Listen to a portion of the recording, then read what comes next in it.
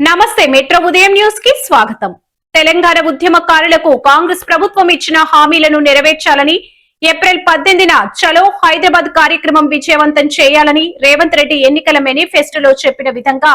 తెలంగాణ ఉద్యమకారులకు ఇస్తానన్న హామీలను వెంటనే అమలు చేయాలని, లేదంటే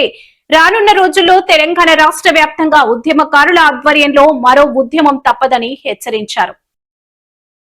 వివిధ రాజకీయ పార్టీల ఉద్యమకారుల తెలంగాణ ఉద్యమకారుల ఫోరం ఆధ్వర్యంలో ఆదివారం స్థానిక పాత బస్టాండ్ వద్ద గల శ్రీధర్ హోటల్లో తెలంగాణ ఉద్యమకారుల ఫోరం ఖమ్మం జిల్లా మీడియా కన్వీనర్ మంద వెంకటేశ్వర్ల అధ్యక్షతన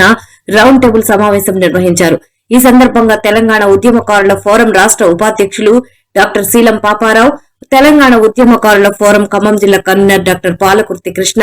తెలంగాణ లంబాడ హక్కుల పోరాట సమితి రాష్ట్ర అధ్యక్షులు కేళోతు రవిచంద్ర చౌహాన్, తోటపల్లి శ్రీను, సిపిఐ ఖమ్మం జిల్లా కార్యవర్గ సభ్యులు సింగు నరసింహారావు, యానాల సాంబశివారెడ్డి, ఉద్యమకారుల ఫోరం పాలేరు కన్వీనర్ ఎదుగట్ల చిట్టిమల్లు, పుట్టబత్తిని బాలస్వామి, తెలంగాణ ఉద్యమ సాధన